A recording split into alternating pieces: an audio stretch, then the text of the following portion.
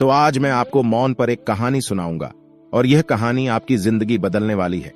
यह कहानी आपको मौन की शक्ति का एहसास कराने जा रही है। जापान में एक बहुत प्रसिद्ध बौद्ध भिक्षु थे जिनका नाम दीझाई था। वह दुनिया के शोरगुल से दूर जंगल में अकेला रहता था और वह बहुत ही ध्यान मग्न व्यक्ति था। इसलिए वे पूरे जापान में बहुत प्रसिद्ध थे। और एक दिन उनके पास एक राजकुमार आया। प्रिय साधु, मैं हमेशा थका हुआ, निराश और परेशान महसूस करता हूं। मेरा मन बहुत बेचैन रहता है। हालांकि मेरे पास सब कुछ है, धन, प्रसिद्धि और सभी विलासिता जो एक व्यक्ति पाने की ख्वाहिश रखता है, लेकिन फिर भी मेरे अंदर शांति नहीं है। तो साधु ने कहा, आपको इसका उत्तर पता है, लेकिन आपने कभी इसकी खोज नहीं की। साधु ने कहा कि मैं एक प्रयोग करना चाहता हूं। क्या आप वह प्रयोग करना चाहेंगे? इस प्रयोग के बाद आपके जीवन में कोई अशांति और चिंता नहीं रहेगी। यह सब सुनकर राजकुमार बहुत परेशान हुआ, लेकिन उसने साधु से कहा कि मुझे बताओ कि मैं क्या करूं। मैं अपने मन की शांति के लिए कुछ भी करने को तैयार हूं। तब साधु ने शांत स्वर में उत्तर दिया, अगले 10 दिनों तक आप मेरे आश्रम में रहेंगे और सामान्य व्यक्ति की तरह रहेंगे। और इन 10 दिनों तक आप अकेले मौन में बैठेंगे और जितना हो सके कम बोलेंगे। राजकुमार साधु की बात से सहमत हो गया।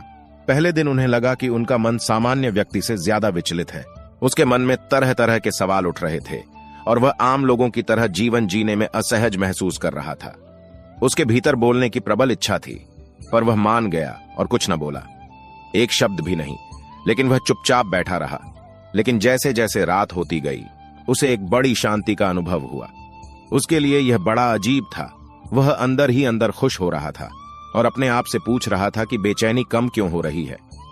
अगले दिन राजकुमार एकांत में बैठा प्रकृति को, फूलों को, पौधों को, आकाश में उड़ते पक्षियों को देख रहा था।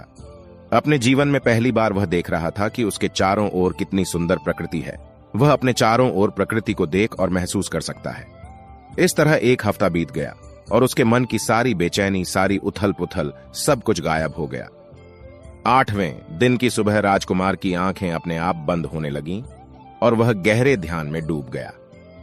उसने आंखें बंद की, गहरे ध्यान में चला गया। कोई चिंता नहीं थी, मन में शांति थी। राजकुमार को भीतर ही भीतर गहन शांति का अनुभव होने लगा। बाकी के 2 दिन गहरे ध्यान में बिताने के बाद राजकुमार खुद को एक बौद्ध भिक्षु के सामने पेश करता है। राजकुमार ने साधु से कहा कि प्रिय साधु, मुझे उत्तर मिला कि मेरा मन इतना अशांत क्यों है। उन्होंने कहा कि मुझे पता चला कि मेरा मन इतना विचलित और अशांत क्यों था। फिर उन्होंने पूछा, बताओ क्या जवाब मिला? राजकुमार ने कहा कि मैं जरूरत से ज्यादा बातें करता था और दिन भर लोगों पर ऊर्जा बर्बाद करता था और उनके बारे में अकेले ही सोचता था और ज्यादातर समय उनके बारे में नकारात्मक ही सोचता था। इस प्रकार मेरा समय नष्ट हो रहा था और अधिक बातें करने और सोचने से मेरा मन अशांत हो गया था। इस वजह से मैं कोई भी काम अच्छे से नहीं कर पाता था, जिसके कारण मैं लगभग हर काम में असफल होने लगा था।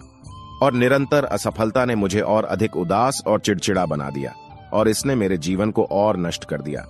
लेकिन ये 10 दिन बिल्कुल अलग थे।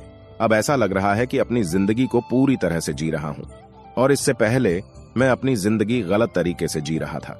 मैंने यह भी सीखा कि हमें ध्यान करने की आवश्यकता नहीं है, ध्यान अपने आप हो जाता है। और ध्यान से मैंने पहली बात यह सीखी कि किसी के जीवन में सबसे महत्वपूर्ण घटना स्वयं को जानना है। बौद्ध भिक्षु ने कहा कि आप ही नहीं, दुनिया में ज्यादातर लोग जरूरत से ज्यादा बोलते हैं। आज भी ज्यादातर लोग एक दूसरे को नीचा दिखाने के लिए ही बोलते हैं और आज भी लोग ज्यादा बातें करते हैं और अपना जीवन बर्बाद कर रहे हैं। साधु ने राजकुमार को मौन रहने का महत्व समझाया और कहा कि एक बार शिष्य गौतम बुद्ध से पूछते हैं कि प्रिय बुद्ध, आप अधिकांश समय मौन क्यों रहते हैं? बुद्ध ने कहा, मैं गहराई में मौन रहता हूं। मौन स्वयं को जानने की पहली सीढ़ी है। यदि आप मौन नहीं रह सकते हो तो स्वयं को जानना असंभव है। स्वयं को जानने की पहली सीढ़ी मौन है। जितना जरूरी हो उतना ही बोलें और आप पाएंगे कि 90% बोलना हानिकारक होता है। नहीं बोलते तो अच्छा था। 90% मुश्किलें कम हो जाएंगी अगर लोग थोड़ा सा चुप हो जाएं, झगड़े कम हो जाएं, अशांति कम हो जाए, फेंकना कम हो जाए। बस तुम दोनों चुप रहना सीख जाओ। दुनिया में बहुत सारी मुसीबतें सिर्फ बोलने से पैदा हो जाती हैं। जो मौन रहना जानता है वो भीड़ में भी अकेले रहने का हुनर जानता है। एकांत में मनुष्य स्वर्ग भी है। दूसरों की उपस्थिति बेचैनी पैदा करती है। पहले अपने साथ मौन धारण करो, फिर अपनी ऊर्जा को मोड़ में आने दो, मन को घर आने दो। जब आप दूसरों की उपस्थिति से उठते हैं और परेशान हो जाते हैं तो उचित है कि आप अपनी आंखें बंद कर लें और अपने आप में खो जाएं। तुम वहां से भी ताजगी पाओगे, क्योंकि तुम्हारे जीवन का स्रोत वहीं छिपा है। वह किसी और में नहीं है, लेकिन तुम्हारी जड़ें तुम्हारे जैसी हैं। आखिर कौन तुम्हें अपने भीतर ले जाएगा? यदि कोई ना हो तो मुझे स्वयं ही भीतर जाना होगा। इसलिए अपने भीतर जाओ, वही परम राजा है, वही जीवन का स्रोत है, वहीं से आनंद का जन्म होता है, वहीं से तुम मृत्यु में डूबोगे, वहीं तुम्हारा सूर्य उदय होगा, वह फिर अस्त होगा। जब भी तुम डुबकी लगाकर लौटोगे वहीं से पाओगे, फिर से तरोताजा हो जाओगे। तब जीवन का नया धन पाओगे, फिर नई शक्ति का जन्म होता है। थकान मिटती है, उदासी मिटती है, चिंता मिटती है। जैसे कोई नहाकर आता है तो शरीर शीतल हो जाता है, शांत हो जाता है, वैसे ही भीतर से कोई वापस आता है तो मौन में स्नान करके लौट आता है, तो पूरा व्यक्तित्व शांत हो जाता है और मन आनंदित हो जाता है। जब आप आंतरिक मोह की उस ऊंचाई पर पहुंच जाएंगे तो आप पाएंगे कि आपका मन बोलने से भी नहीं बंटता। वह निरंतर तुम्हारे भीतर बैठी उसकी एक अंतर्धारा बनी रहती है। तुम बोलो लेकिन अपने को मत छोड़ो। आप शब्दों का प्रयोग भी करते हैं लेकिन अपनी चुप्पी नहीं तोड़ सकते। तब तुम्हारी वाणी में सुगंध होगी, फिर तुम्हारी वाणी में विशालता होगी, जो तुम्हारे बोलने का संगीत होगा। सब ठीक हो जाएगा। आप बोलेंगे तो दूसरे ठंडे पड़ जाएंगे। भीतर से मौन होते ही आप इतने शक्तिशाली होने लगते हैं कि समाज की पराधीनता छोड़ने लगते हैं और आपकी जिंदगी में एक ऐसा मजा आता है जो सिर्फ दीवानों की जिंदगी में होता है। आपके चेहरे पर एक नई चमक आ जाती है, आपकी आंखें किसी और चमक से भर जाती है और आप असीम शांति के सागर में डूबने लगें। ऐसा कहकर उन्होंने अपनी बात समाप्त की। दोस्तों, आपने भी अनुभव किया होगा कि ज्यादा बातें करने से मन शांत हो जाता है। हम अपने मन के साथ साथ अपने ध्यान पर भी नियंत्रण खो देते हैं।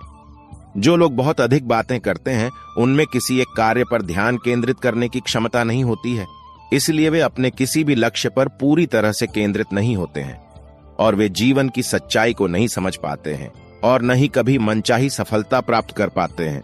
इसके अलावा आपने देखा होगा वो लोग अक्सर लोगों के बीच हंसी का पात्र बन जाते हैं और जो कम बोलते हैं और अपनी बात पर टिके रहते हैं उन्हें सम्मान मिलता है। लोग जो कहते हैं उसे सुनते हैं और विश्वास करते हैं और अशांत मन वाला व्यक्ति जीवन में किसी भी कार्य में सफल नहीं हो पाता, क्योंकि उसका किसी भी कार्य में मन नहीं लगता। अगर कोई व्यक्ति जानता है कि उसे कब, कहां और क्या कहना है तो वह वास्तव में बहुत बुद्धिमान है और ऐसा व्यक्ति जहां भी जाता है आकर्षण का केंद्र बन जाता है और जो कुछ भी करता है उसमें सफल हो जाता है। यदि हम महान व्यक्ति के व्यक्तित्व को देखें तो पता चलेगा कि वह कम बोलते हैं और कम से कम शब्दों में अपनी बात समाप्त करते हैं। वह बोलने से पहले गहराई से सोचता है कि उसे क्या कहना है। लेकिन जो लोग अधिक बोलते हैं वे कई बार झूठ बोलते हैं और अपनी बातों से दूसरों के दिमाग पर कचरा डालते रहते हैं। वह अधिकतर दूसरों की बुराई ही करता रहता है, इसलिए उसके अपने भी उससे बचने और उससे दूर रहने की कोशिश करते हैं। हमारे भारतीय उपनिषदों में कहा गया है कि हमारे वचन ही वास्तविक धर्म हो सकते हैं। मौन से धैर्य आता है, धैर्य से ध्यान आता है और ध्यान से व्यक्ति अपने जीवन के प्रति जागरूक हो जाता है। दोस्तों, आप भी प्रतिदिन कम से कम 30 मिनट एकांत में शांत बैठने का प्रयास करें। इससे आप सब में एक सकारात्मक बदलाव अवश्य आएगा। इसी के साथ हम इस कहानी को समाप्त करते हैं। धन्यवाद।